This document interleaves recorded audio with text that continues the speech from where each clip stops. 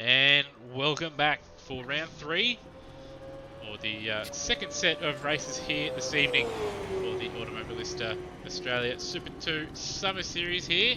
And we are on the island, the Rock, Phillip Island. And drivers had 20 minutes of practice, with Tim Redmond currently leading, topping the standings I should say. But outside of that, Rossi, he might still be leading the standings, but it is very, very close. Line Mitch less than a tenth away, and Hans Brunswick also a couple tenths back. So not too much field spread there, sort of in that first half of the field. Yeah, I haven't been paying too much attention. I've just been playing around with the penguins down off the coast of the island. But yeah, it is fairly close in that top 4-5 region. It is probably the most competitive top 5 we've had so far to date for practice this season. So we might actually see Tim Redmond not win a race potentially. Potentially. He's looking the goods at the moment though. But this one again, I think, from what I've been hearing, there's again a couple of interesting strategy options open to the drivers here, and the laps for tonight, or for not tonight, but well tonight, but for Phillip Island, is we've only got 9 laps for this Phillip Island circuit as we bring it up on screen. Qualifying will get underway shortly, but 4.4 kilometers long, 12 turns. Very fast and flowing. Average speed 174 kilometers per hour. Top speed 260. I think that says 285 there. Need a slipstream to get to 285. Generally, I think on your own you're getting about 280, maybe high 270s. Full throttle 45% of the time. These screens may have been ripped from the actual broadcast in 2017, but don't tell Fox Sports that at all. Which is an interesting circuit. Don't quite suit these cars though, Rossi, but they still make it work around here, and it's actually quite a bit of fun, even though these cars don't have all that much downforce, and they do have a tendency to get a little bit loose coming out of a couple of corners. It's always been a favourite circuit of mine. It was sad to see when it wasn't on the Supercars calendar for this year, given COVID, but also the original calendar. But then heading into the future, but to drive on the sim, it is just as fun as watching in real life. It is sort of hard on tyres, especially given the long radius corners and the high speeds. But like you said, tyres is an open factor for tonight, so we might see some differences again tonight. Yeah, so I know looks like there are a couple of drivers watching along in the chat. I don't want to talk about strategies until the race is underway here, but yeah, there is a couple options open to the drivers that I think we're going to see play out here in qualifying. So we may see some drivers that you'd expect to be, setting some absolute heaters. Not setting heaters, because they may be on the harder tyre. I did bring that up, but we will bring it up in the warm-up. What tyre is the go-to? You can run the soft for a significant portion. You can run it. I did a run around Simmons Plains and around the Phillip Island circuit this afternoon. You can run it for about 6 laps before it fails, so you can get well past halfway with the soft tyre, and it still produces some decent lap time. So you can run it, but the hard tyre, it could last a whole race. So that opens the door for a couple of different strategy options. The deciding factor in this race is going to be the fuel, which is marginal. So that's something to look out for, I'm sure. But drivers now out on the circuit for qualifying. I can only see Peter Thrower. He is the actual first man out on the circuit. And he'll be the first man to set a time lap, unless Latino is just exited the pit. No, it is Peter Thrower. Yeah, so he will be the first man to set a time. Rossi going to ride on board Peter Thrower. Yeah, well, Phillip Island clicking up to 6 gears now. He's heading into the first corner, potentially in the 270s, low 280s, heading into the first corner where you are committed, riding a little bit of camber that has in the road, braking, going down to 4th, potentially 3rd at the second corner, trying to balance the throttle so you can get the best run heading into Stoner Corner, and yeah, just trying to maximise your top speed for the heavy braking that is at turn 4, which I believe is Honda, if I'm correct. But braking at the 100-meter mark, Peter Thrower does. Going all the way down to second gear at the hairpin, getting a nice drive, heading up to Siberia. A couple of different lines you could take, but it looks as if Peter's sort of done the middle line, getting the drive, heading up to Hayshed, where it's most of the time full throttle with a little bit of a lift if you get the line right.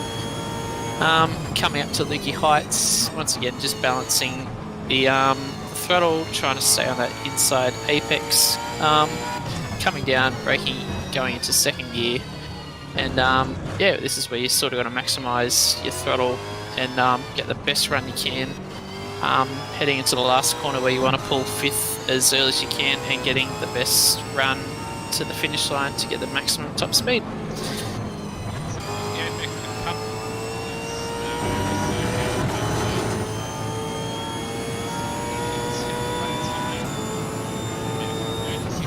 Too pleased with that one. Termo with 33.4. But as I said, a number of the drivers there, Matt Cecil in the chat, wanting to spill the beans on the strategy. But after qualifying, we will reveal what can and can't be done. As Scott Stancliffe is immediately supplanted by Hans Brunswick, who's then supplanted by Lime Mitch. So it looks like these guys out there on soft tyres, 32.2. Thank you very much for Lime Mitch. Brunswick, 1 minute 32.595, and then Stancliffe a 32.9. But all eyes are going to be on Mr. Redmond. Let's just try and find him. He's just starting his lap here. And I reckon, Rossi, the first sector will be a key indicator to tell us what tyre he plans on running. Well, yeah, especially because of the long radius corners where you can carry a lot of that tyre grip the soft tyre advantage has. Yeah, then coming up to in Honda where that second sector mark is, yeah, you'd be able to tell definitely the difference there. Probably by maybe around 5/10, 6/10, possibly going into 8/10 compared to the hard tyre variant. It's only 2/10 down in the first split, so we'll see what he's able to manage here in the middle sector. So 2/10 away, if he was able to maintain it, would still be a 32.4, which is quite a handy lap time. So still in the ballpark. Doesn't look like he's travelling along too slowly as he approaches, he goes over now, Lukey Heights towards MG. What does the split say? And he's down by 9/10 of a second. So Rossi, it's not been a terrible lap as he gets it sideways out of MG. I reckon he's on the harder tyre here. That would pretty much be the right call, given his lap time and how faster he is compared to the other drivers. So yeah, Tim Redmond going the different approach to the likes of Lime Mitch, who has done the fastest time of the weekend, and Hans Brunswick, along with Scott Stancliffe. And a 33.7, so that's good enough for P7. That's behind Mishra, Termo, Daniel Cox, Stancliffe, Brunswick, and Lime Mitch. Time has expired, and that's everybody has set a time. Even Rhodey set a 1 minute 50, so he obviously had a bit of lawn mowing excursions going on down there. In fact, Dimmy is the only one that hasn't set a time. He's either got out there too late. Yeah, I think he's got out there too late there, so a bit of a mistake there from Dimmy. Just miscalculated the time there. He's currently out there just to fill some time, I guess. So maybe another DQ for Dimmy. It won't be a DQ because he's on his second lap here. But it gave him a sector time, 2.2 seconds down, but it's not giving him one on the screen, so I'm guessing he crossed the line after time expired. But just to, once again, run through the field. So there goes Dimmy. He's off, he's in the fence, and, well, he's gone. But yeah, Lime Mitch will start from pole. Hans Brunswick alongside him on the front row. That's a weird place for a Lucas Dumbrell car. Got Scott Stancliffe in third place. Daniel Cox in fourth. Termo starting in fifth. That's a pretty terrible starting position for a DJR Team Penske car. Then we have Urjit Mishra and Tim Redmond. RSM Latino in eighth place, followed by Burko down in ninth place. I think he's another one that's on the harder tyre as well. And then we have NZ Snipes, who has gone significantly faster in practice as well. And yeah, I reckon he's on the hard tyre as well, the 34.9, where his fastest overall is a 33.2. So outside of a mistake, I'd say that's the tyres. Then have Taipan in 11th, followed by Steve Warwick, Matt Cecil. Peter Thrower wasn't a very good lap from him, so we'll be a little bit displeased with his effort, but he may be on the hard tie. We'll have to find out in the race. Darren Kemp in 15th, followed by Cheese. Justin Cecil in 17th, followed by Freakish. Brap in 19th. Lachlan Lock in 20th, with Rudy rounding out the drives that have set a time, with Dimmy rounding up the field in 22nd place. Alright, well, now that we're in the warm-up, let's go over let's head to the Pleb Hub and we go over the statistics for the race. So 2 9-lap races here at Phillip Island, 4 times tyres, 4 times fuel for this one.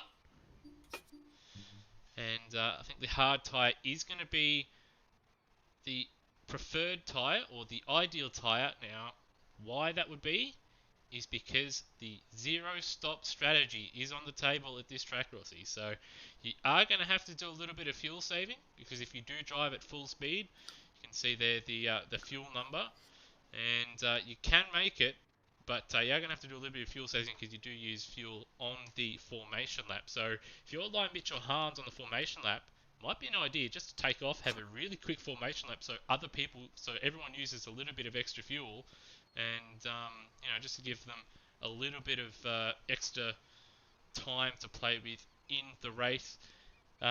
Critical lap, first lap. You can pit after lap 1, and you should be able to get home on fuel. So that's another thing to take into consideration, is that perhaps if you did start on the soft tyre, you could pit after 3 or 4 laps, come in, put softs on, and just make it to the end. You'd probably want to go to halfway though with the soft tyres, or you could start the race on those soft tyres, pit lap 1, put hards on, go straight to the end. So you've got yourself a good track position at the start, and just go to the end of the race. But ideally, you'd probably want to go soft and soft just for the pace. But plenty of strategy options open to the drivers here, Rossi. Call me Big Kev, because I'm excited. I love a good strategy race, and I hope somebody tries the no stop, because, like you said, it's probably a viable strategy. With the long streets, if drivers can just stay in the draft, lift and coast for the first 3, 4, 5 laps, and sort of just hold their position. They don't need to gain any positions, because it's highly unlikely that multiple drivers will do the no stopper. If they can just stay in somebody's draft, don't use your tyres, don't use fuel where possible, and they might actually come out with a sneaky little win here. I had been tipped off to this a few days ago, and that's when we did have to clarify that they're compulsory pit stops. So that's why that post was made, and it's been clarified.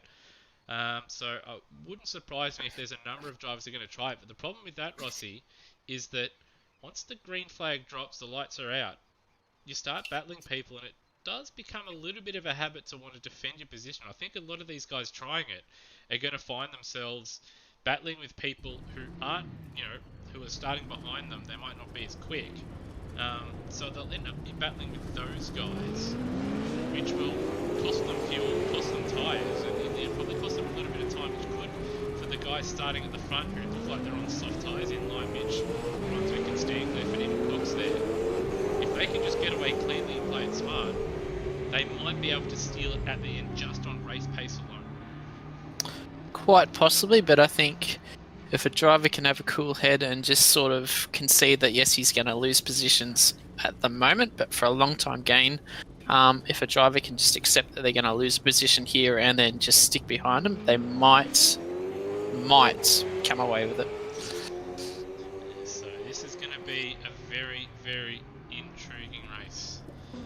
So drivers on hard tyres that have got more options, or who qualified on hard tyres, do have more options available to them, but you've still got to make it work. And also at the back end of the race, you are going to be on tyres that are not only slower because they're the hard tyre, but they're also going to be fairly significantly worn as well. So the lap time is not going to be there at the start, and it's going to be even worse at the end.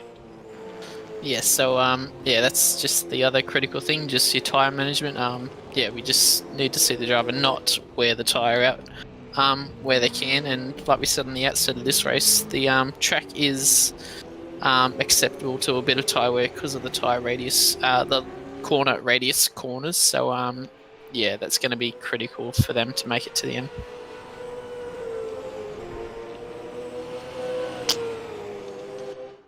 Sorry, just got a bit of a conundrum here.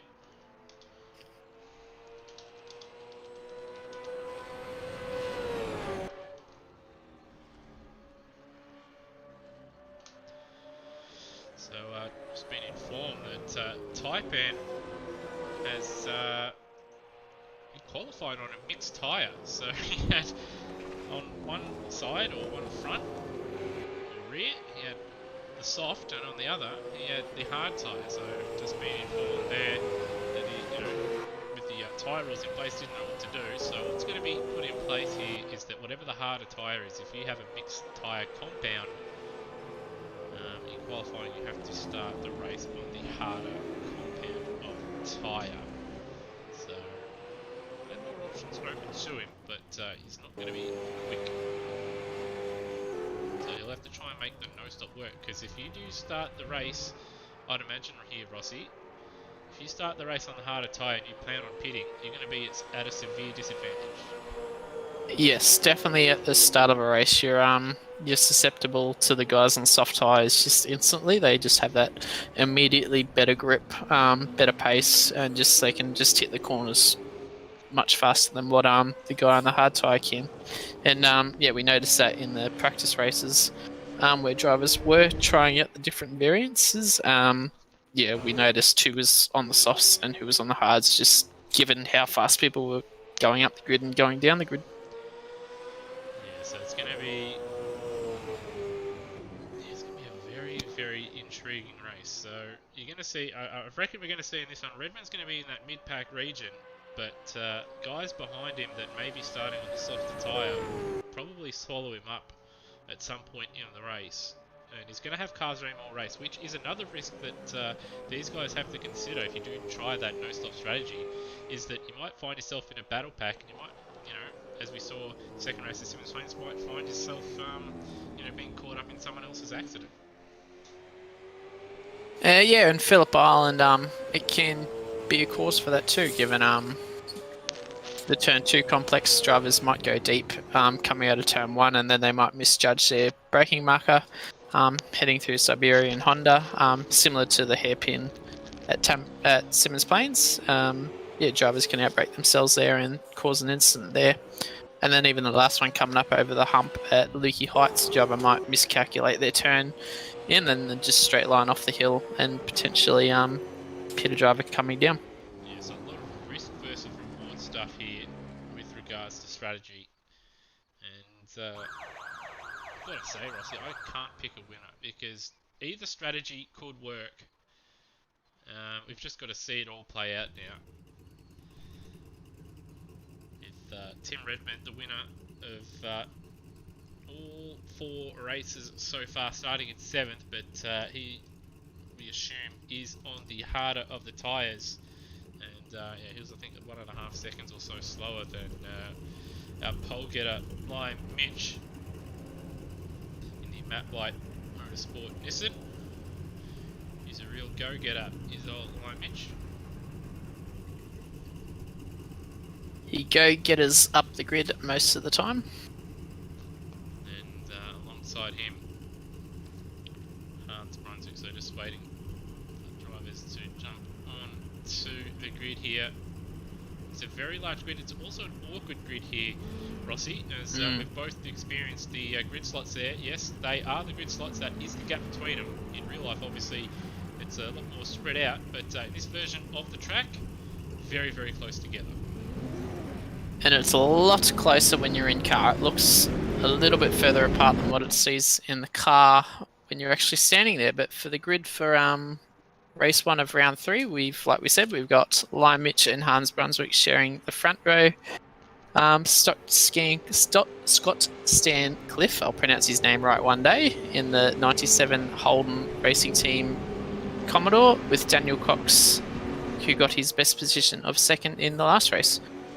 Termo and Ujrit share this 3rd row of the grid alongside our championship leader Tim Redmond, who might be on a different strategy with the hard tyres In 7th, RSM Latino in 8th, Steve Burko and NZ Snipes rounding out our top 10.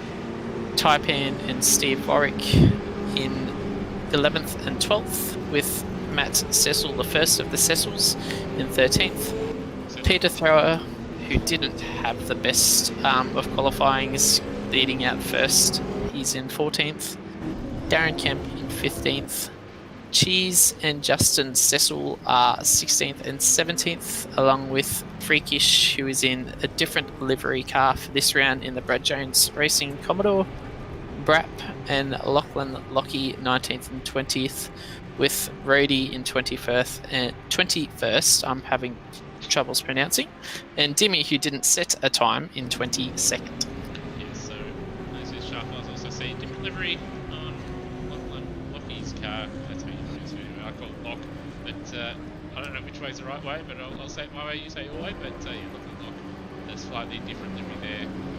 Yeah, got a little bit of a livery pack here, and why not use it as they did in real life. But Hearts here and Lime going very, very slowly here on this formation lap. So it looks like they've tried to follow advice and go very quickly, but everyone behind them has heeded caution and no, we're going to follow our own strategy and drive around very, very slowly. So it's frustrating for these guys at the front. They just want to get going and racing, and these guys at the back here just, or in the midfield even, just fluffing around.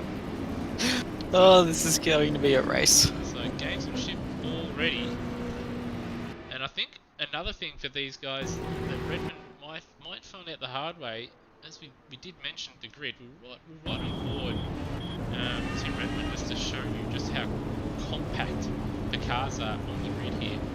I reckon starting out front could be a decent play just for this, you know, having that clear air off the start line alone. Because if Termo gets a poor start in front of you, Mr. Redmond, you got nowhere to go because he's going to be right there in front of you.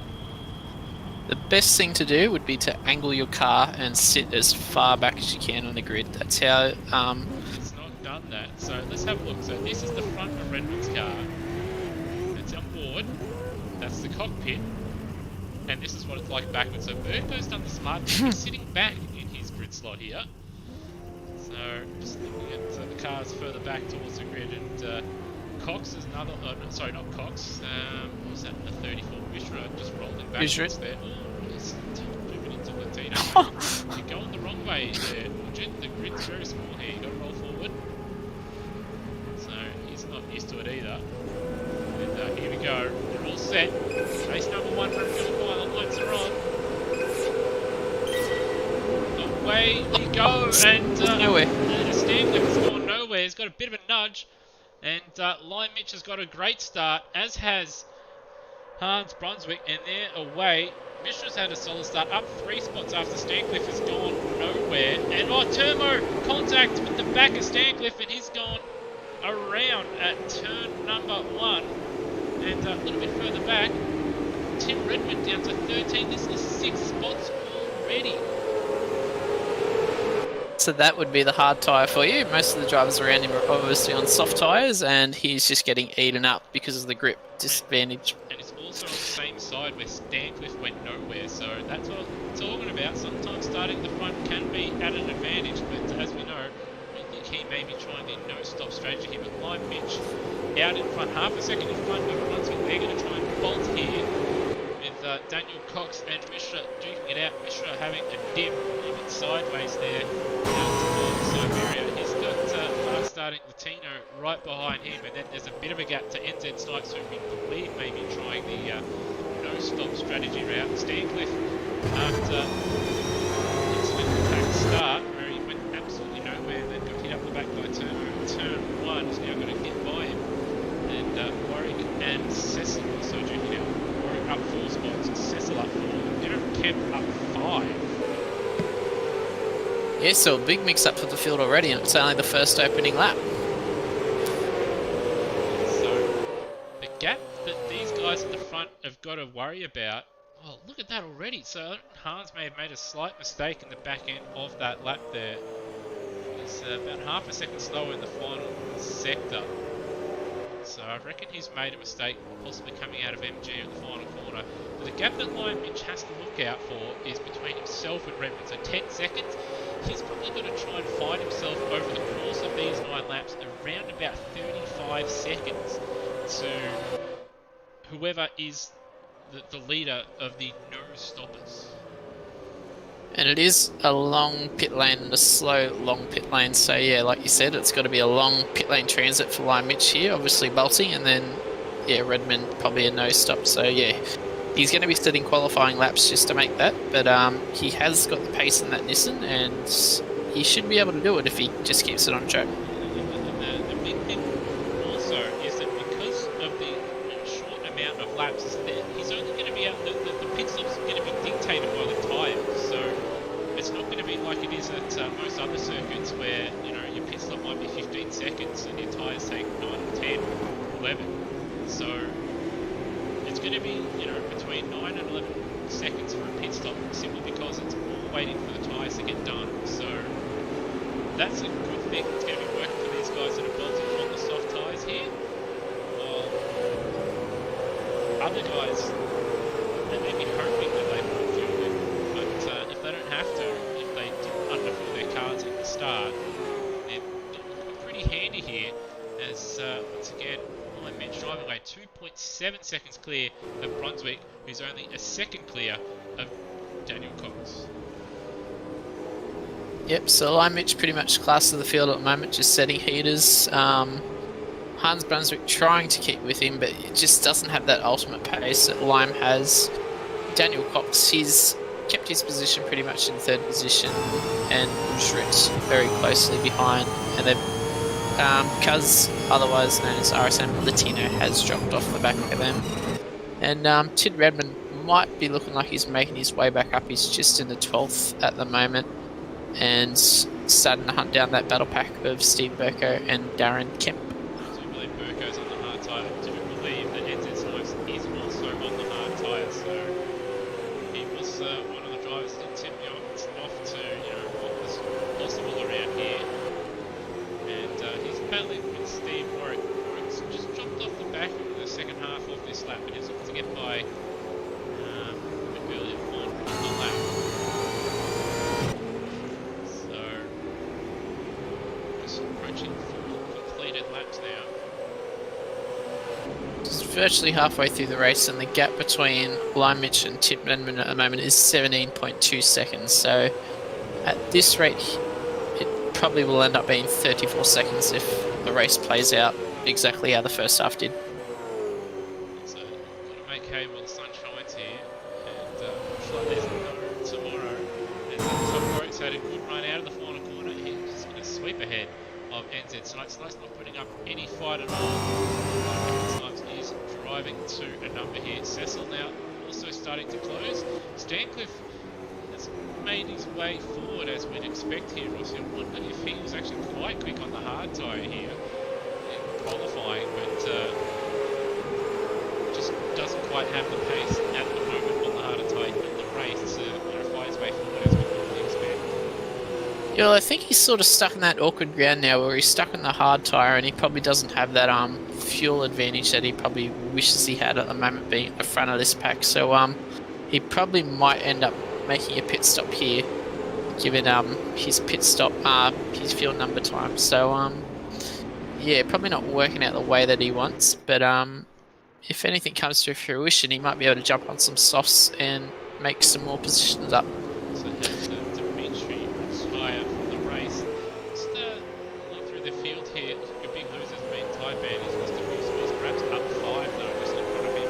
Been a throw in 16, so he's not making any progress at the moment, but he may be one of these guys who's back end of the field that's on the harder tyre strategy route.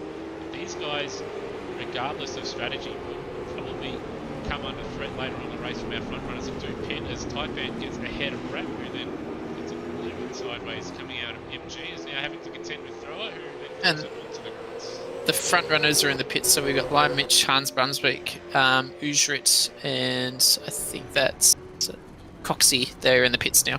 Yeah, and they're only Cox and Mishra only just stopped there. Lime Mitch coming out right now. GP layer, and as far back as what I thought they'd be. So it's not too bad, but they've got a lot of work to do here. Yeah, they've got a wall of cars in front of them, and if none of them hit, they might short the tyres. Here we go, right up the inside of Justin Cecil there already. Ready number Mitch has got to get a move on here. So Mitch in 15th place, and he's about 24 seconds, 5 seconds away from the lead, but the guys in front of him on hard tyres are probably going to get slower while he's going to maintain the same rate of speed. So he's got 2 cars in front of him. He's got to pick the best guess here. Might have to slump it inside, but he's significantly faster than these guys on the harder tyre. So we're going to have to see some fireworks here. He has to get up with the Lachlan Lock car having to brake with the sweeper, and he's going to go around the outside of the tyres. That is fresh tyres, so get the popcorn ready. We're going to see some sends here. Might have to put Oz Post on the side of that car so he can go and get it, because he's going to be sending a lot of mail in the final 3 laps of this race. He's probably in that little kerfuffle though. He's probably lost a good 2-3 seconds there, just behind those drivers. But he's just caught up to the back of these guys now. Here we go. Look at a fantastic run. Fresh soft tyres, all hard tyres, and there's one down. He's into the top 10. He's got a battle in front of him. He's going to go around the outside of turn 1, I reckon here. He'll have a look at Southern Loop here. Yeah, he's going to send it. Here we go, and there we go.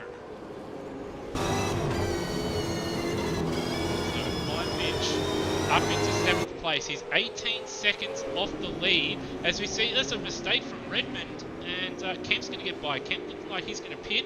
Redmond's actually going to go around the outside of him there. He's battling with Burko. Stancliffe is up into 3rd place. Got Cecil now closing ever so close to NZ Snipes in the lead. Snipes, I do believe, is on the hard tyre. The gap between himself and Lion Mitch is the one to look out for. Lion Mitch will be flying. Hans Brunswick in 15th. He's actually behind Mishra and Cox, so he lost out in the pit stop sequence all through traffic that we haven't seen. But Lion Mitch is in clear air. He's up into 7th. Very wide and looking behind. What does this still say? How far back is he? 16.2, so he's got to find more time. We've got Kemp now into the pit, so that'll be another spot for Lion Mitch.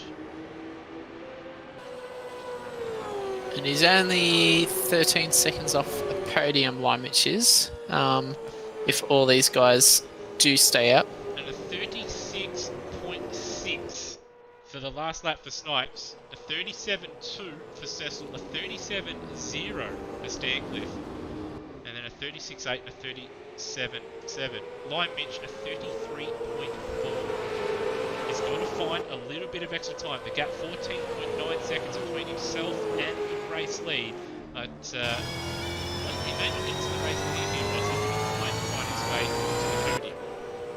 I think, judging by the pace differences, he's definitely got a shot at the back end of this podium. But knowing that these tyres do drop off and how quickly the fuel drops off, there is drivers that probably will come very close to not making it.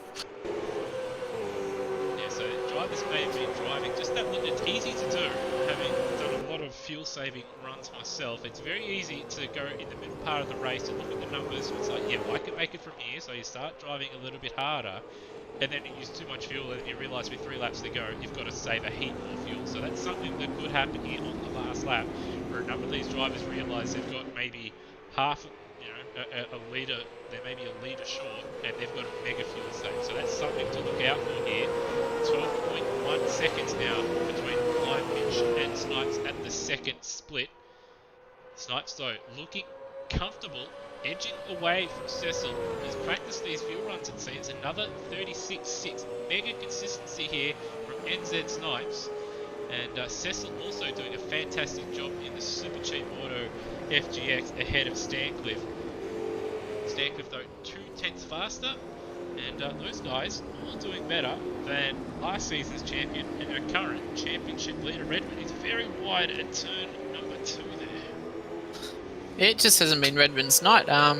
Well, race, I should say. He's won the previous 2 races, but just hasn't been able to get it going for the moment, and just hasn't had the outright pace on the hard tyre, it seems. And just coming back to Brunswick now, who's trying to work his way through the field. Did see it's Peter Thrower going off at turn number 1 there in front of him. He's now right behind Type Man. Is very, very loose out of solid loop. He's trying to get by him as quickly as possible because he is racing Daniel Cox just ahead of him. That's they're on the soft tyre and have pitted. So Brunswick will send here. So he has managed to get by Mishra at some stage. Mishra just getting ahead of Rat recently, and I think Latino's another one that's been. It's not too far away as well. Mishra now looking up the inside of Taipan and Siberia, but doesn't quite have the run. Now, if you look at Lime and Tim, Lime can definitely see the back end plate of Redmond here. He's just eating time away. Very close. He will get. I reckon he will get him here. He will get at least 5th place, maybe 4th. But Stancliffe now right behind Cecil. He's in his slipstream. He's going to get him here.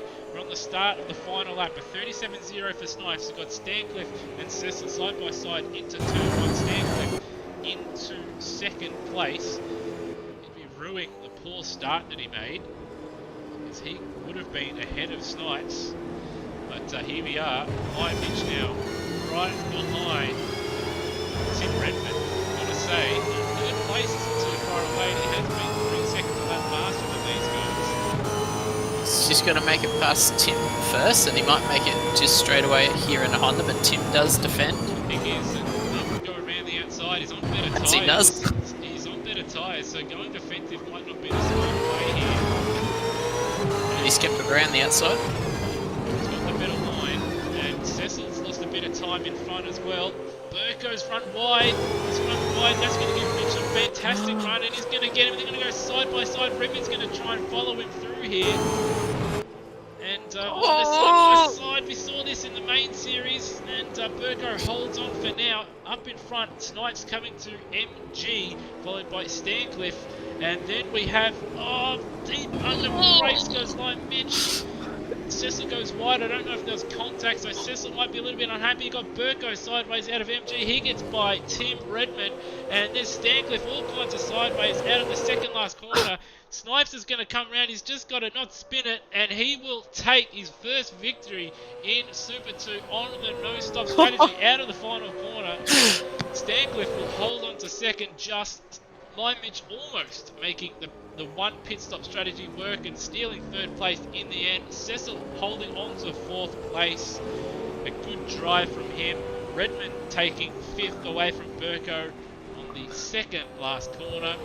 Coxie will come home in 7th place. It's been a solid night from him. Just needed that extra bit of pace and work his way through traffic a little bit quicker, but he couldn't quite do it, but still solid 7th place from him. Latino coming home in 8th, so I reckon Hans Brunswick's had a bit of a mishap somewhere there. He comes home in 9th. Taipan home in 10th, so he did a stellar job to hold off Mishra there in 11th. Turbo home in 12th place.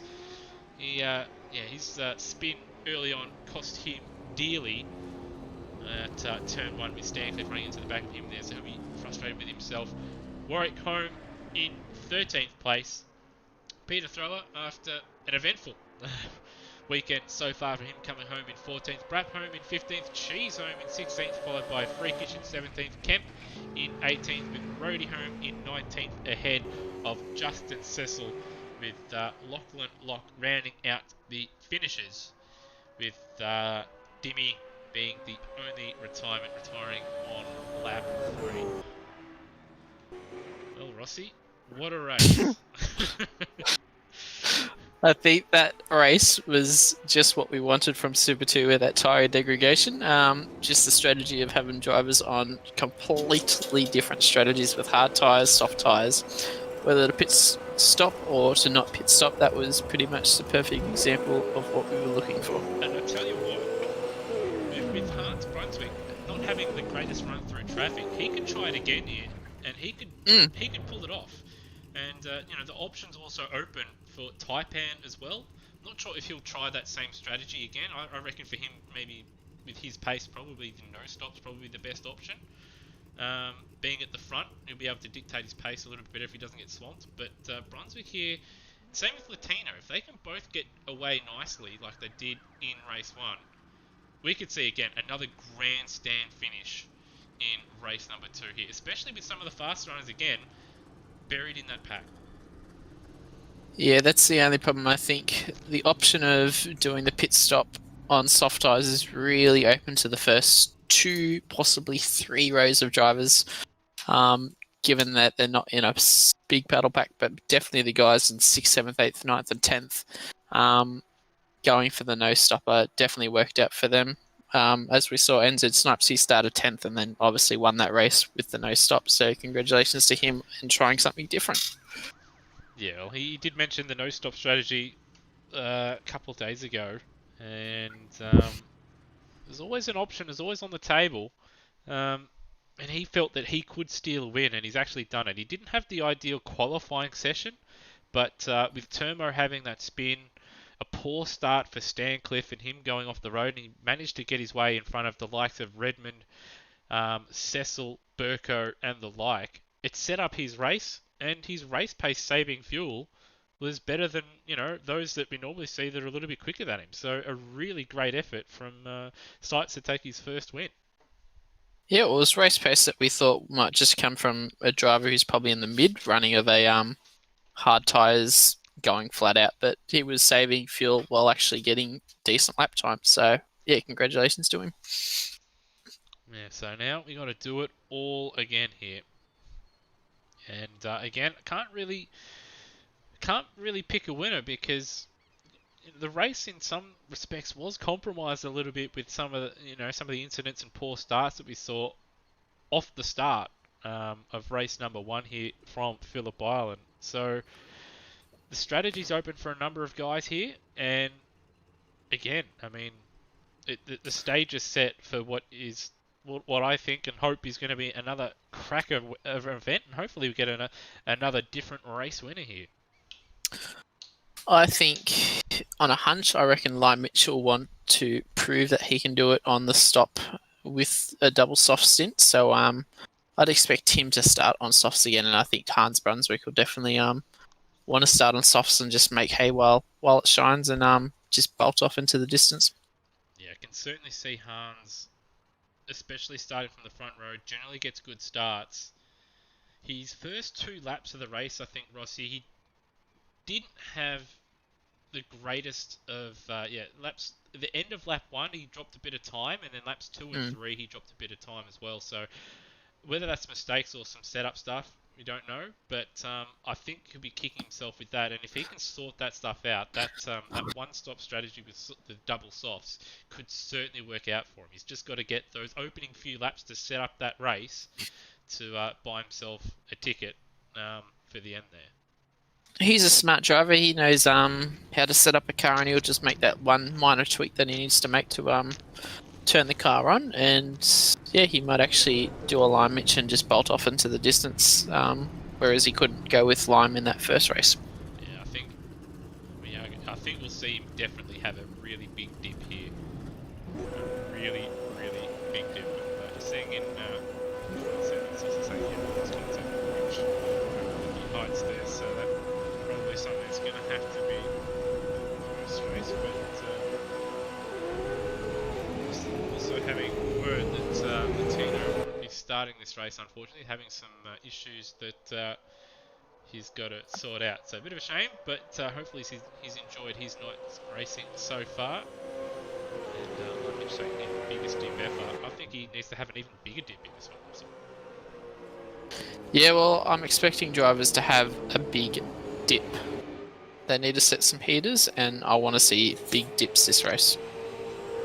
Yeah, so it will be interesting what strategies people go for. I'd imagine most people are going to elect for that zero stop strategy, but I don't know. I mean, you've got to like take I said, a chance. You've got to take a chance sometimes, and a little bit of luck and it can pay off. So yeah, like I said, I reckon Lime Mitch will definitely go for the soft off again. He'll have something to prove. And yeah, Hans Brunswick, and who else is starting up there? We've just got the grid order now.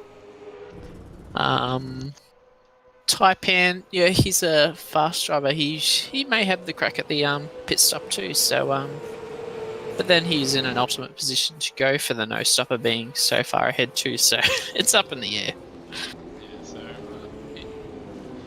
if we're going to look at it pace-wise, I'd probably say Hans, if I was him. The option is definitely open, and I'd love to see him do it, just to go out there, whack the softs on and have a big dip. Taipan, I don't think he has that ultimate pace that you sort of need to make it work. But you know, if he can just get a good start on those hard tyres and then just manage his race from there, he should do okay. But at the same time, if he goes with the same strategy that all those other guys like Burko, you know, Redmond and that, and Cecil and Snipes are all on, in the end they'll probably just eat him up at some point in the race anyway, because they do have that little bit of a pace advantage. So it might be an idea for him just to whack the softs on and see where it ends up, because all those guys might end up, you know, battling each other early on. So I think the first 3 or 4 laps will certainly determine a lot of these guys' races. But track position at the start of the race is going to be key to making your strategy work, as we saw in race number 1. And it'll be interesting to see on the formation lap again whether we see those antics of whether the guys like Hans and Lime wanted to get away fast enough so drivers would use their fuel. But then they are dictated by the guys who are going to do their own thing and go at their own pace. Yeah, so that will be will be interesting to look at. We may have to implement some rules for the old formation lap, but Let's get on to Formula One then. Yeah, a little bit too Formula One, but you know, some people just want to cruise around at 150 and just start the race, and it'd be a bit unfair on those guys that people at the back of the field are doing 40. But yeah, maybe instead of word here, but we'll sort that out at some stage. Still got a number of drivers out there here in the warm-up, just maybe testing some tweaks, maybe some drivers that tried the double soft, trying some hard tyres and seeing how they're going. It looks like Coxie 36.0, a little bit off the times that he set in race number 1 and in qualifying, so I reckon he's out there on hard tyres at the moment. But again, Coxie's going to be another one. So, Brat's got himself disqualified here. What has Brat done here? Oh, here we go. Oh, he's ended up over the track there, and it's given him he's gone the wrong way, so that's just AMS things. But yeah, I think Coxie should be starting towards the front end of the field anyway, so he might be another one ahead of those other guys that will be doing the nose stop. He could be another one of those guys that could try the double soft again, Rossi. Coxie is starting third, so yeah, he's pretty much in that ultimate position where drivers should be doing the double stop, being so far ahead.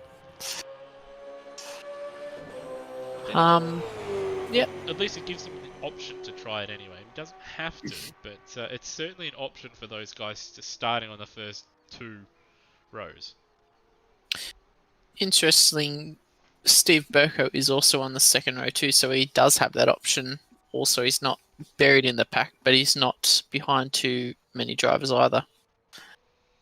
Yep, so here we are, moments away here from ticking over from the warm-up session to race number 2 of round 3 here from Phillip Island, the second round of the night. Looks like we're going to be done before 11 o'clock should there be any issues, at least in Australian Eastern Daylight Time, which is good, so it's not too late for too many people, and certainly the Kiwis, I mean, I think it's past 12 o'clock over there, so those guys are troopers racing so late. It's good to see them out there having a big dip. So NZ Snipes has won a race at midnight, basically. Yeah, so he'll be stoked that he's stayed up late. That's for sure. It was worth it. Surprisingly, not too many people have actually gone out on track in the warm-up session. So perhaps drivers just having a bit of a yarn, having a bit of a stretch, a break. Well, they have done 3 races already, so I think legs and arms will be getting tired. And I think definitely after that race, the adrenaline that would have been going through some people there, that would have taken them out of it. so a lot of racing in the night for these guys. This will be the 4th race, but that's what we wanted. We wanted a lot of racing for these guys. Less practice, you know, you get one chance at qualifying, go out there and just have dips all round. So here we are. It's ticked over, as you can hear in the background, the old sirens, famous sirens, notifying everybody that the session has ticked over to the race. And there we go. Taipan, the man that will start from pole position in this one. And yeah, that Cam Waters car right there, if you wanted to buy a 118 scale diecast model, you're looking at about $600 because people are a bunch of scalping bastards. But anyway, just about ready to get going. And once again, another look at that very, very tightly packed grid. And again, you might be smart, like we saw with Burko and a number of the runners here, Rossi, when they do get around to the grid, just to hang as far back in the box as possible, just to give yourself as much room as possible to the car in front of you. Yeah, well, you see how Scott Stancliffe didn't get away as cleanly. Drivers behind him, like Tim Redmond, didn't get the best of starts, and that really pushed them down the field despite their hard tyre adventure. And well, the formation lap slowness has begun already. Riding forward Taipan here, he's in 6 gears, you can see on your screen, and he's pulled the clutch in. So these guys, these guys here must have been very, very tight in race number 1, and this is going to be, I think, Rossi, the slowest formation lap that we've ever seen. So we won't have to do the formation call till Siberia. But even Hans is in 6 gears, so I hope that doesn't mean he's on the hard tyres. Yeah, hopefully one of these guys at the front here has got the soft tyres on just to spice things up. Otherwise, Cecil, it's going to be... so Cecil's the only driver up till 5th. He's in 6th, he's in 2nd gear, so he must be not worried about saving fuel. Another thing I was told recently, I haven't tested it yet myself, that R Factor and by extension Automobilista, you save more fuel being in a lower gear but using less throttle than what you do being in 6th gear. So it's something that maybe drivers in future will have to test for me or find out the hard way. But anyway, we're about halfway through the lap, Rossi, as we go through the slowest formation lap of all time. You'll run us through the grid here. Race number 4 of the night, and race 2 here from Phillip Weiler. Alrighto, race 4 of 4 for tonight. We've got Taipan on our pole sitter because of the reverse grid from this first race on the pole. Hans Brunswick returning to 2nd position. Daniel Cox in 3rd. Steve Burko, our defending champion, in 4th. Tim Redmond looking to make up for the race win that he didn't make up last race. He starts 5th. Matt Cecil in 6th. A fast-charging runner in Limewich from the race 1 in 7th. Scott Stancliffe looking to get a better start in this race in 8th. NZ Snipes. Hopefully he can get a start. NZ Snipes, our race 1 winner, in 9th. Usrit rounding out the 10. Termo in 11th. Steve Warwick in 12th. Peter Thrower looking to make up for what's been a pretty average night tonight in 13th. Brett in 14th. Cheese and Freakish on the 8th row. Darren Kemp 17th with Rody in 18th, and then rounding out the back of the grid is Justin Cecil and Lachlan Lockie or Loke or Locke. Loke, it's a new one. I'll have to find another way to say his name next time out. So Erebus not looking too good here at Phillip Island at one of their home tracks, so I think Betty will be not too pleased. Barry Ryan's probably murdered someone down there in the Erebus garage. Uh-oh. But here we are. Drivers now forming up on the grid. And Taipan, he doesn't have to be so far back in his box, but Coxie right behind him. Redmond's learned his lesson, has angled his car. Burko's a fair way forward in his box. He knows Hans is normally a fast getter. But here we are. Lights are on here for the final race of the evening. But away we go. Fast start from Hans, fast start from Live Mitch. Live Mitch is going to go around everybody here. He's going to go straight to the front. What a start from Live, and he's in the lead. Live Mitch is in the lead. That is one of the best starts I've ever seen. He's gone from Holy 6th or crap. 7th on the grid to first place by turn 1. He's done it cleanly, and well, it's play it again, Sam. It's Live Mitch from Hans Brunswick going through Southern Loop. I think the boy had a dip there. Oh, he's just had a little moment at the Southern Loop, but yeah, just continue on where he left off in race 1, just bolting for it. Big dips, and Burko having a look at Brunswick, so I reckon Brunswick has gone the hard tie here. Burko up the inside at Honda, and he gets the job done into second. I wonder if he's bolted on a set of softs. Type bands falling through the field, but it's slow through Honda. He's fourth, Redmond, and now Turbo making his way up through the field. He's up 3 spots into 8.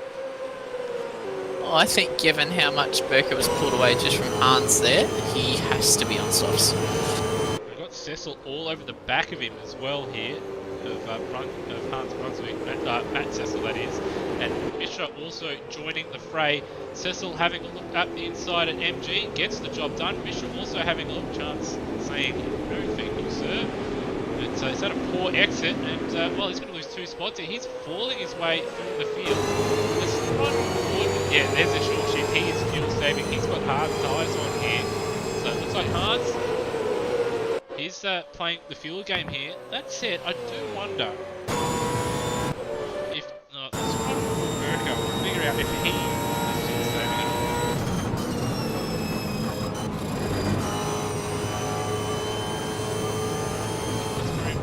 No, I reckon you're right here. I reckon he's on. He's on some heaters. Yeah, he's on some heaters here. I reckon he's on the soft. He's going to have a dip. Cecil, he's having a dip. Mishra's having a dip. Going to Cox. It's right on board. Dip. Just listen to the vouchers here. The Honda. Burko, big lock up. Down to first for Coxie, and Turmo getting by Hans. So Hans here, the first of the no stops, but unfortunately Turmo's gone around. I don't know if there was just contact there. Right on board. Where is he? I'm going to find Turmo him. is 17th. No, he lost that on his own, unfortunately, Turmo. He had a good start, opening portion of the race in these. Poor Turbo, he's thrown it away with traction issue. But yeah, it looks like Hans is the first of the hard tyre no stoppers. But a dip happening here between Mishra and Cecil, and they're putting Burko under a bit of pressure. They don't really want to race each other because they're just going to waste time and short time as well. You see how close Mitch come to getting second. He's only probably 1 lap away from, oh sorry, it was first place. Second, but he was 1 or 2 seconds away from getting to the top step of the podium. So they don't want to muck around too much. 35 for Burko, 34-2. Oh, and he's off, Oh, he's Burko! wide. He's in the boonies. And, well, that's the end of that chapter. But these guys are about 2 to 3 seconds slower, for the most part, than Lion Mitch. So Lion Mitch at 32.5.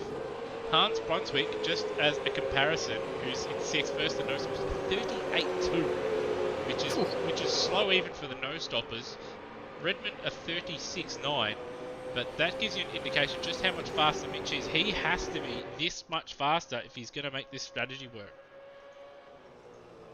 Yeah, he's going to have to go faster than what he did in the first race, and he looks as if he's doing that already. Yeah, so the gap between himself and Brunswick, 11.7 seconds. I think by comparison, in race number 1, it was about 14 seconds at this stage of the race. So he needs another one of those laps, so he's about 6 seconds faster if he's going to have any chance of this strategy working. In fact, he's probably going to have to be 6 seconds faster throughout most of this race here.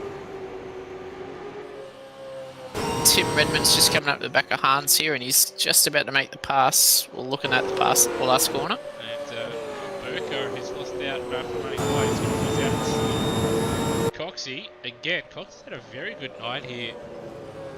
At Simmons Plains, and now at Phillip Island again here, looking solid. Couldn't quite get the move done at turn 1. Look a little bit further back, and Redmond has got the job done. May see Hans here not fuel saved as much, or he might use a little bit more revs just to stay in the slipstream, but he'll be able to lift the coast a little bit better a little bit earlier, because he can't stand this race going in the slipstream. I think he's going to have to pick up the pace. I think he's actually doing a little bit quicker than the same, unless he's trying to buy time maybe where he can push on the last lap as we go further back. And oh, this is a massive pack right behind Scott Stankley.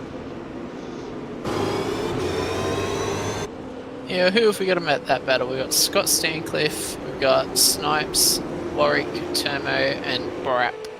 And then Taipan is following closer behind Darren Camp, Peter Thrower, and then Freakish just lurking probably 2 or 3 seconds behind. Snipes just losing out to Warwick. I did see someone there. Cox has got his pit icon up at the moment. Mishra in the pit. Cecil's continued on. Line Mitch in the pit. So here we go. He hasn't got as much of a gap this time around. So he's got more work to do here.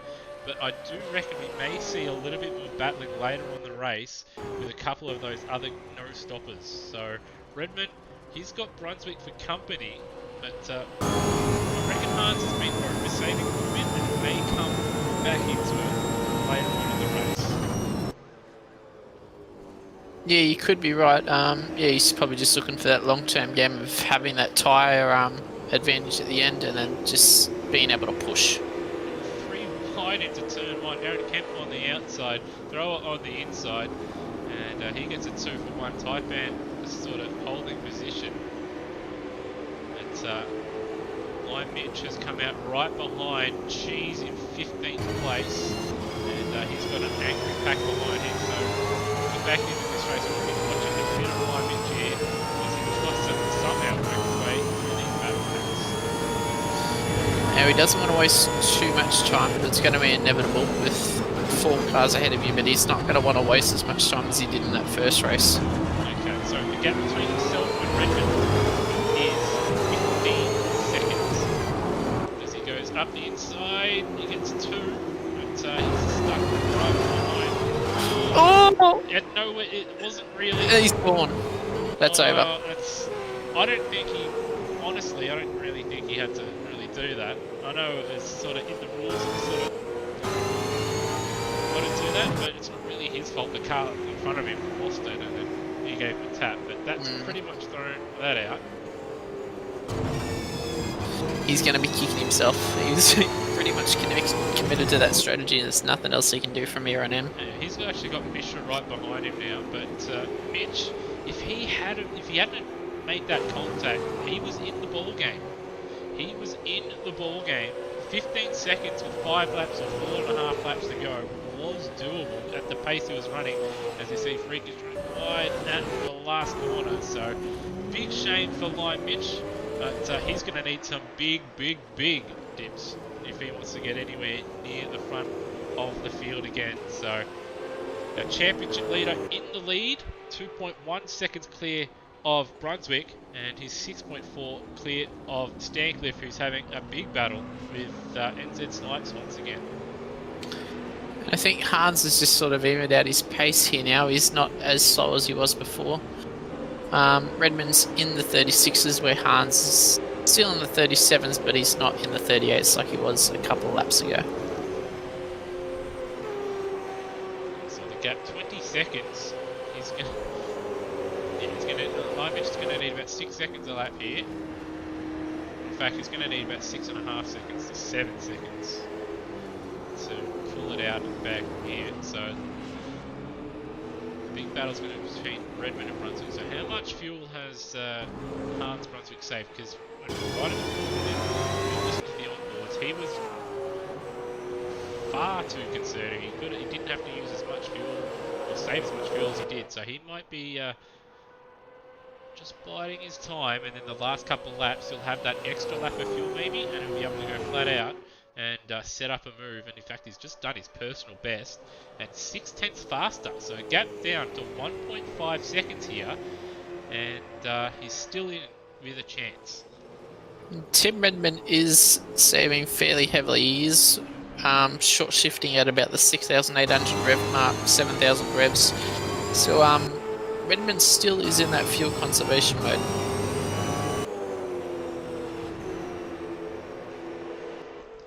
And with Hans pushing as well, it might push Redmond to start driving a little bit faster, and he might end up, running out of fuel. So that's something to take into consideration. Sometimes it can pay off saving that little bit of extra fuel early on, and then you have some fuel to play with later on as well. Gets himself a penalty. Battle between Snipes and Stanker still rages on.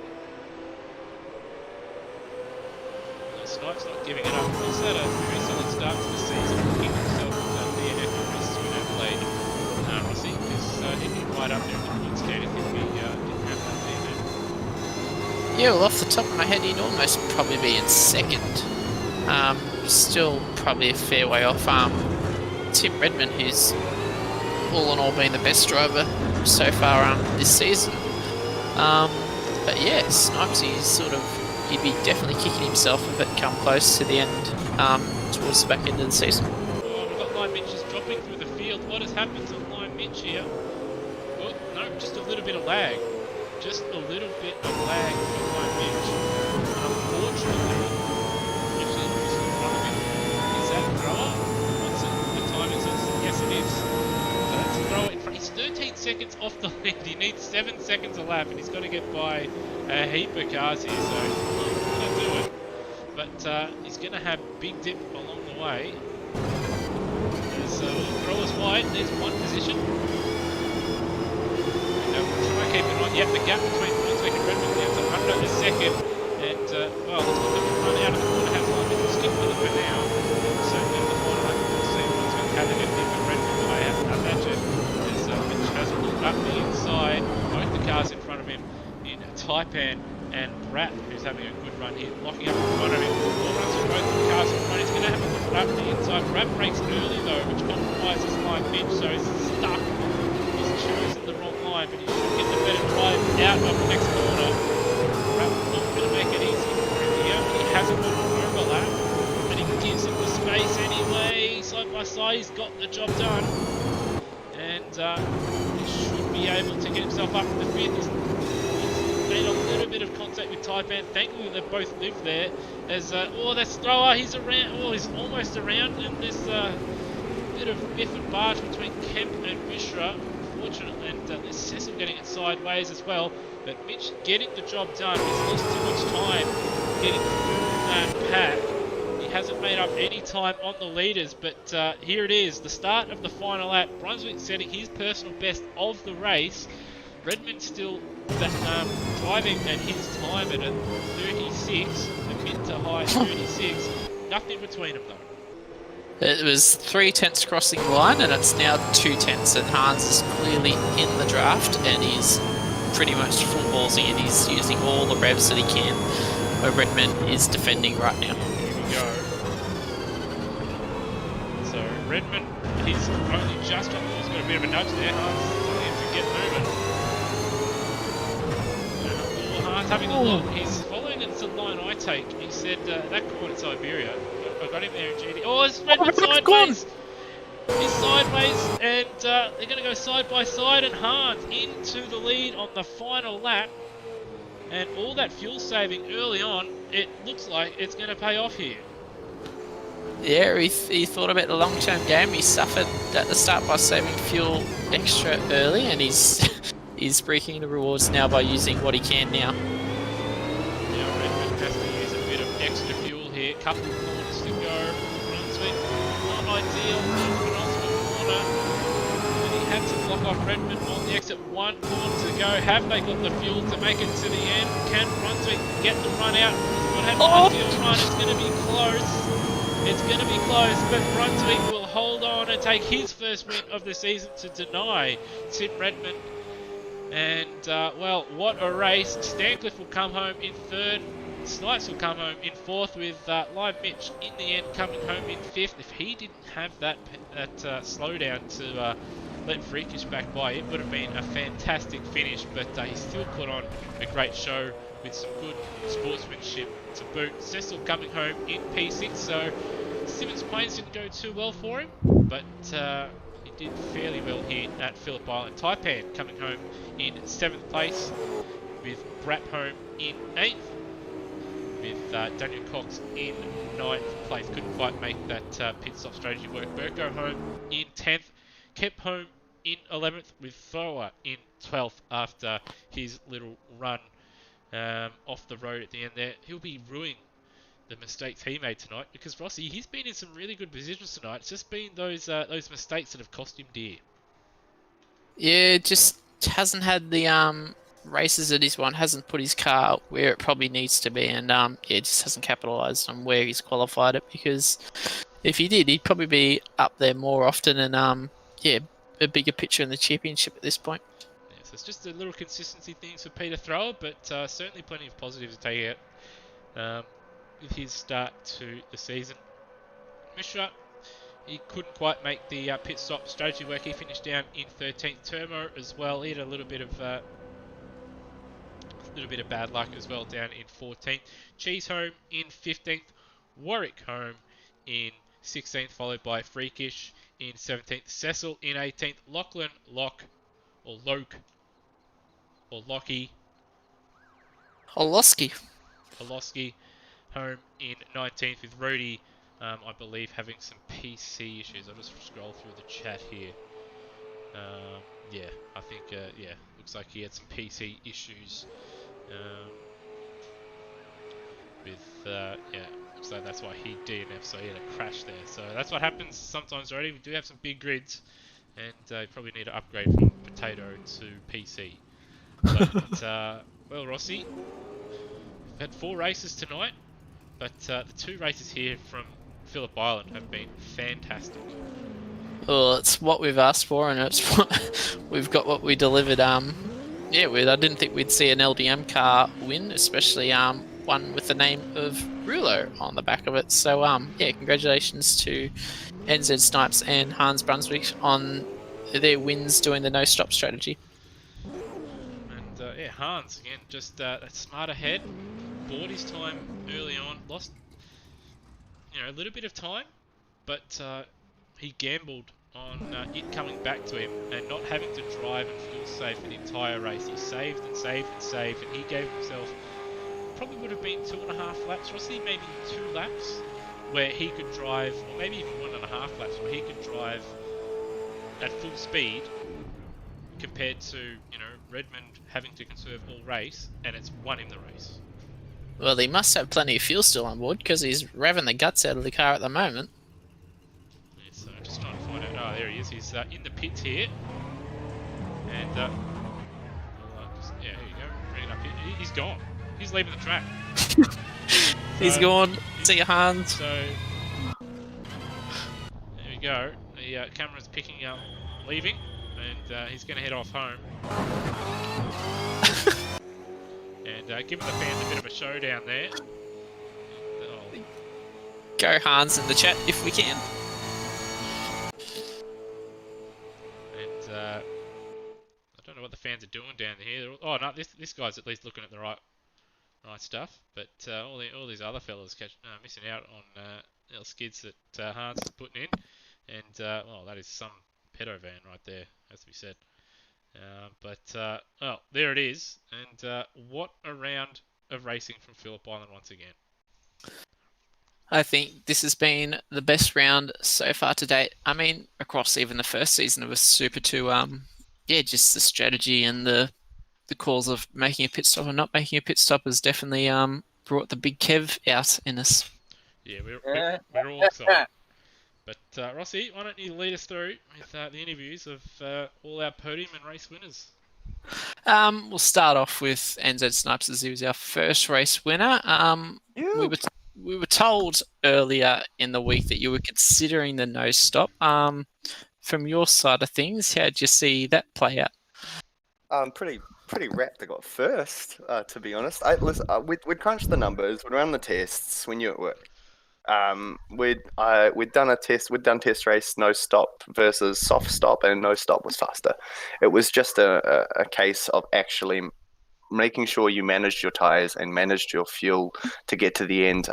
Early on in practice, it was marginal, but we've adjusted some setups to make that front right tire in particular last a bit longer.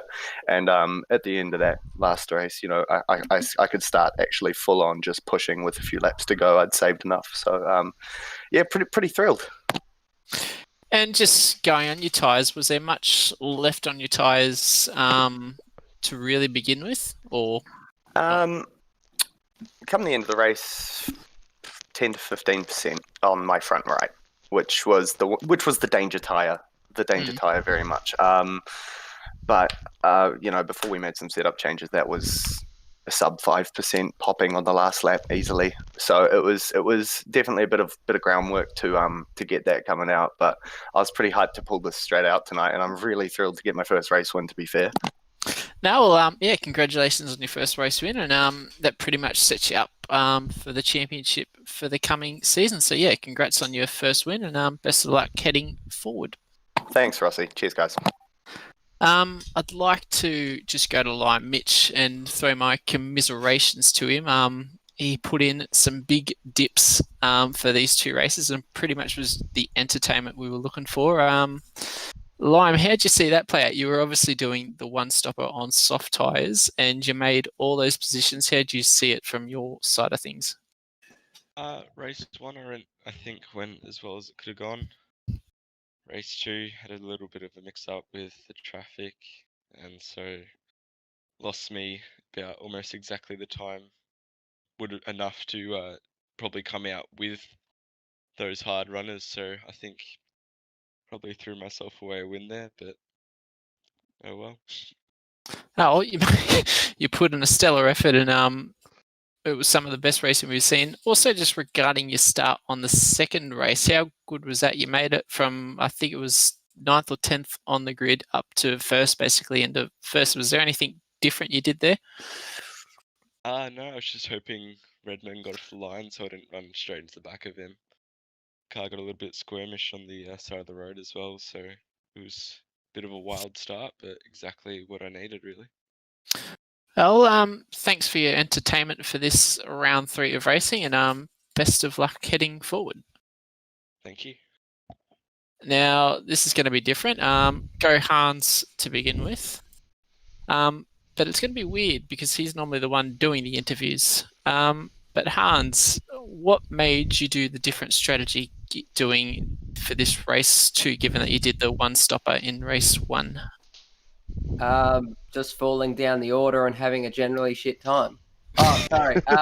We're not allowed to say that. No. The thing is, in the first race, I dropped down the order as well. Like, I could have been up there with Lime Mitch, but I had this issue with my steering wheel, and it was 540 in the game, but between the practice session and the race session, it all of a sudden became 900 on my actual steering wheel. So it was like driving a road car around Phillip Island. It was terrible. So, ended up making a couple of mistakes and then fired it into the fence in race 1 at Phillip Island. But, race 2 was pretty good. Had to be very, very disciplined with how you use the throttle.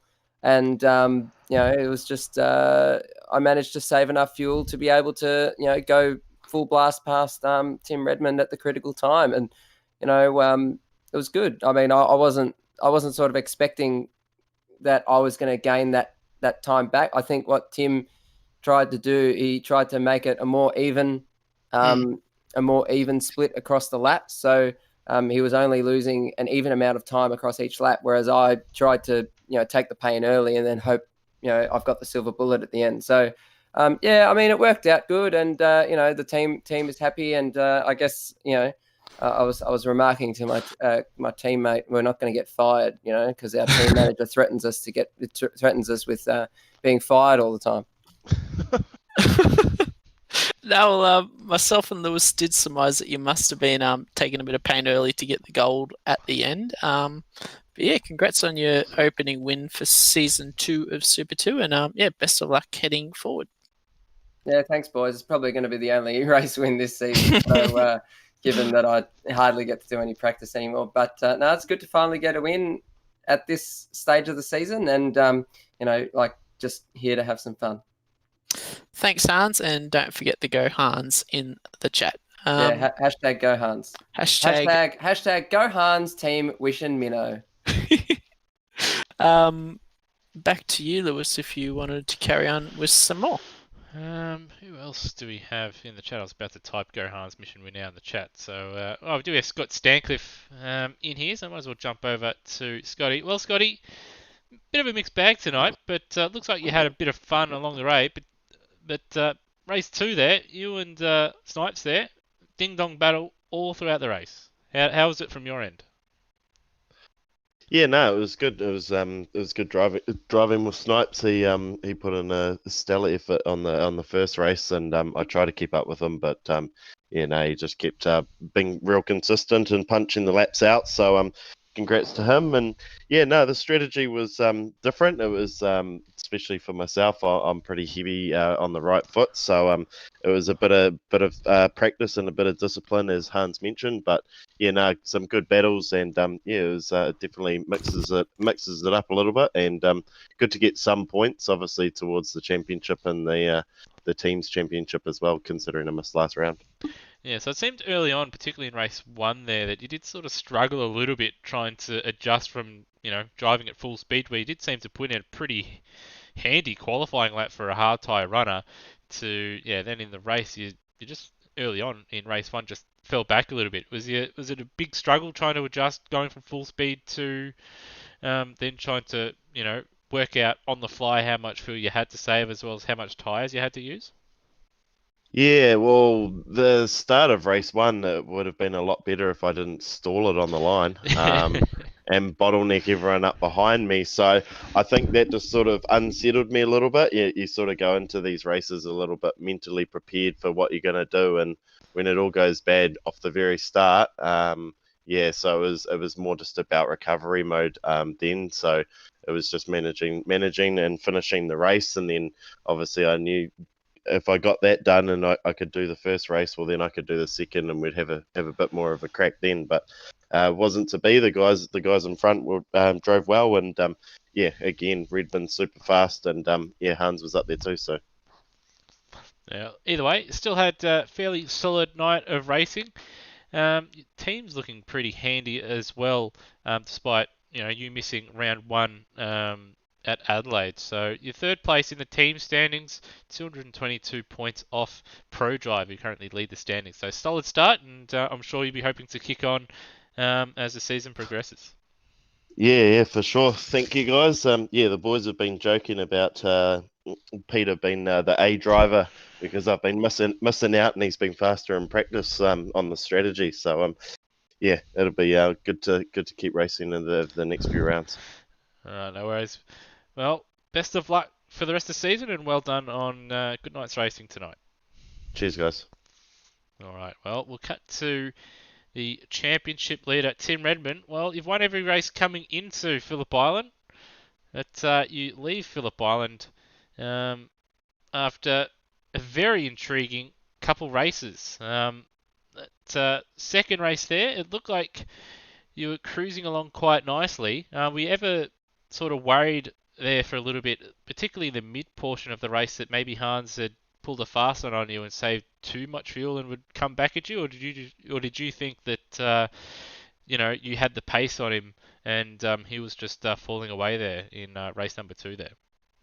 I think he actually got me on that one. I thought he was starting to fall away in the middle part of that race, and then surprised me coming towards the end. So actually put a little bit of pressure on me, and obviously that showed in the final lap there, when I decided to be a little bit heavy myself with the right foot and went a little bit sideways coming out of one of the corners, which gave him an advantage. So, yeah, he got me confused for a little bit. Yeah, absolutely. Yeah, but in the end, still, solid night of racing. Obviously, Simmons Plains continued your winning streak, but Phillip Island was a bit of a different beast. How did you find the no-stop strategy and the tyres working for you? Because obviously you did hear from Snipes, with his testing that took a little bit of setup work to get his tyres to make it. But also with the fuel, how short were you guys in both races with regards to fuel at the end of the race there? Fuel, I reckon would have probably had a good half a lap of fuel left at the end of the race. I found myself following cars for quite a fair bit in both races. So it was easier to keep a bit of speed up and fuel save quite a fair bit. But to be fair, I was more worried about the tyre. The tyre was the sticking point for me. And if that went, that would have been the end of the race. If I ran out of fuel, I mean, to be fair, that would have also been the end of the race. But at least I can back off on that a little bit. And just trying to keep that tyre nice and clean was kind of mostly the goal. Well, you're able to make it to the end in both races, and well, you consolidate your lead in the championship. So you're 186 points ahead of Lime Mitch according to the points I've been given. So well done, and best of luck going forward in the championship. Awesome. Thank you very much, guys. All right. Well, I'll just quickly go over the top 10 of the drivers' standings before we do cut away. So we do have, of course, Tim Redmond leading the standings, winning the first 4 races, and then a 5th and a 2nd at Phillip Island. So he's on 849 points. Then we have Lime Mitch and Steve Burko, the 2 main protagonists from last season's Super 2 Championship. Daniel Cox, very, very solid night from him. Not the most ideal run at Phillip Island compared to how his season's gone, but still sitting nicely in 4th place. NZ Snipes, after the DNF disaster at race 2 in Adelaide, finds himself in P5 in the standings on 579, so it's a great recovery, great start to the season for him. Termo, who's been up and down like a yo-yo, finds himself in P6, and then we have Taipan, Matt, Cecil, Peter Thrower, and Stancliffe rounding out the top 10 with, I do believe, we have Taipan and Cecil equal on points. Thrower, who's, again, he's also a bit like a yo-yo, up and down. And then, of course, Stancliffe, who missed round 1, has had a good start to the races that he's started with a 3rd, a 2nd, and a 3rd. So he'll be hoping for, hopefully, a win next time out. But Rossi had some great racing tonight, and hopefully continues next week for the, I guess, the final round before the Christmas and New Year's break. Yeah, awesome. Great racing across the 2 rounds we did tonight.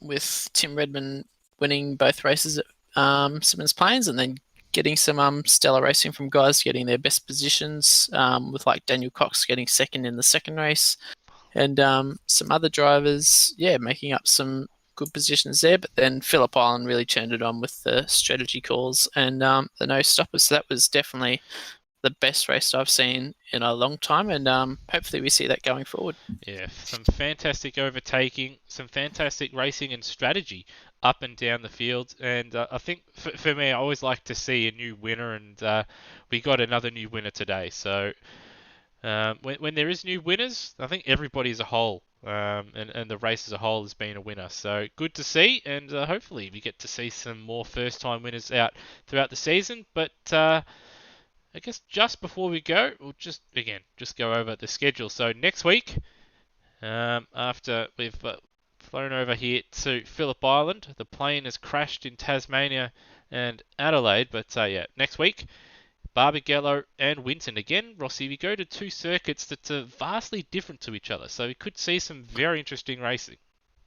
Yeah, well, Barbagallo known for its high degradation. I can't remember what it's too much like in Sim World, but definitely previously in real life world it was hard on tyres. But Winton, probably one that doesn't use up tyres too much. So yeah, definitely one that's more about the flow of the circuit at Barbagallo, where Winton's a lot of stop-start and a very slippery track. Yeah, so going to be, again, I reckon we could see some good racing in both of them. I think may see some interesting strategy, again, from both of them. I'll have to do a little bit of running during the week to see how that plays out. But next Friday night, the 3rd race night for the Automobilista Australia Super 2 Summer Series with Perth and Winton on the calendar. Anyway, from myself, Lewis Wedding, from everyone at Automobilista Australia, and from my co-commentators, tonight in Brendan Ross, and of course when his internet dropped, and we had Steve DeVries jump in for a couple of minutes. So thank you from myself and the team. Hope to catch you next week for some more fantastic racing in the Summer Series. Catch you then. Go Hans.